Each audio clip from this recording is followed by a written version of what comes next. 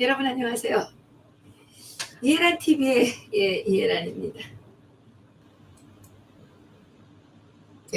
영어 보겠습니다.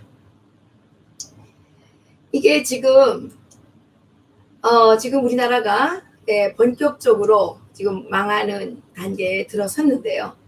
본격적으로 망하는 단계에 들어섰죠. 지금 2028년 대한민국의 국가 채무 비율이 무려 80%에 다다를 것이라는 전망이 나왔습니다. 그래서 자칫하면 아르헨티나가 될 판이라고 전망하고 있는데요. 이 사진은 아르헨티나의 이 사진입니다.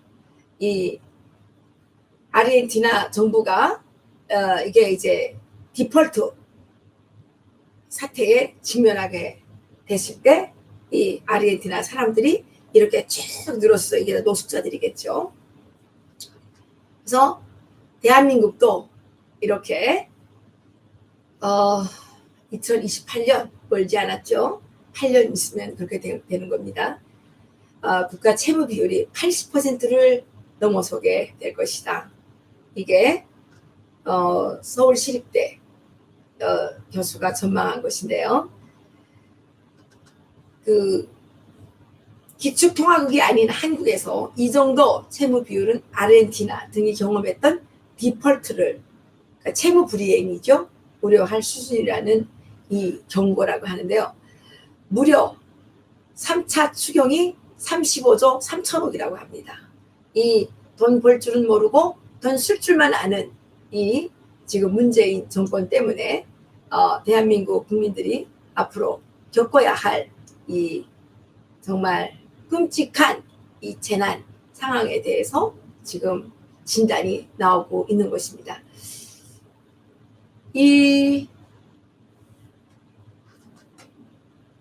지금 김우철이라고 하는 서울시립대 세무학과 교수가 지난 2일에 발표한 그 학술대회에서 발표한 이 발제문에서 나온 내용인데요. 재정 적자를 못 줄이면 슈퍼 채무국으로 전락할 것이다. 이렇게 얘기를 했습니다. 이것은 최악의 시나리오이지만 GDP 대비 국가 채무 비율 80%는 디폴트를 겪었던 아르헨티나 지난해 88.7%에 육박하는 수치라고 합니다. 이 김 교수는 이렇게 얘기를 합니다. 코로나19 경제위기 대응에 한국이 쏟아부은 재정 금융 지원 규모가 GDP 대비 13.1% 수준인데 세계 평균 10.3%를 상회하는 2.8%가 상회하는 거죠. 상회하는 수준이라는 것이죠. 정부는 지금까지 240조 원 규모의 재정 금융 지원책을 내놓았는데 여기에 올해 3차 추가 경정 예산도 더해진다면 이것은 엄청난 양이 된다는 것이죠.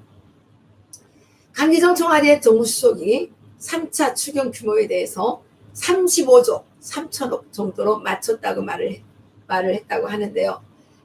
이것이 지금 엄청난 그 국가의 재앙을 예고하는 그런 것이라는 거죠.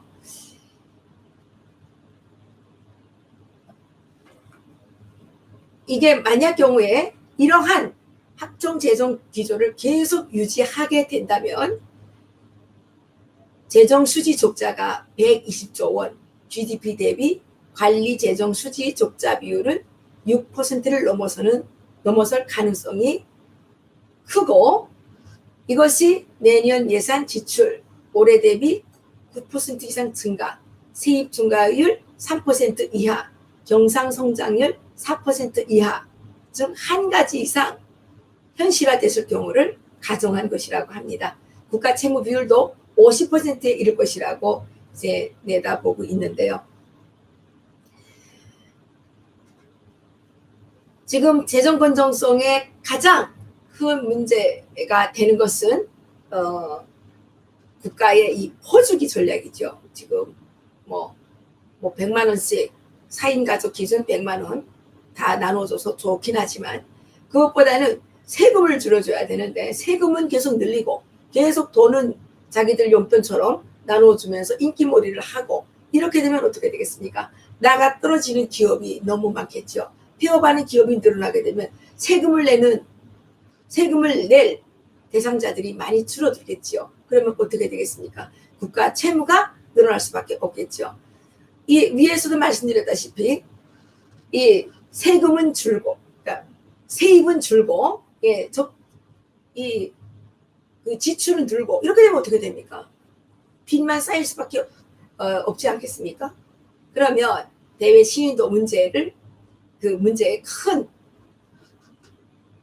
문제가 생긴다는 것이겠죠. 그래서 이런 것들이 이제 쌓이게 되면 국가 채무 비율이 80%에 도달하는 2028년이 되면 재정 위기 수준에 이를 수 있고, 이것이 고령화의 그 빠른 진전 속에서 충분한 세입 확충이 되지 않는데 계속 이렇게 빚만 쌓이게 되면 어떻게 됩니까? 일본처럼 슈퍼 채무국으로 전락할 것이다. 일본은 엔을 보유한 기축통화국으로 높은 채무 비율을 유지할 수 있지만 한국은 국가 신인도가 급락하고 더불어 높은 채무 비율을 감당하지 못하고 드디어 디폴트 상황에 처하게 될 것이다. 이거는 국가 부도 사태가 난다는 거 아니겠습니까? 국가의 부도 사태가 난다는 것이죠. 이렇게 국가의 부도 사태가 나게 되면 어떻게 될까요? 그러면 우리들의 운명이 참으로 비참해지겠죠. 문재인 대통령은 더 이상 그 국민들을 속이면서 계속 소득주도 성장 이런 거 하면 안 되겠죠. 그런데 이 문재인 대통령은 이 소득주도 성장이 잘못됐다는 거에 대해서 선포도 하지 않고 계속 이렇게 지금 포퓰리즘 정책만 쏟아내고 있습니다. 예, 그 많은 빚들은 다 누가 감당해야 되나요? 문재인 대통령이 감당하나요? 결국은 우리나라에 기업하는 기업인들 그리고 회사에서 일하는 회사원들의 월급 봉투가 얇아질 것이고, 예, 기업하는 사람들의 세금으로 쌓여서 예, 사람들의 고통을 가중시켜 주겠죠. 예.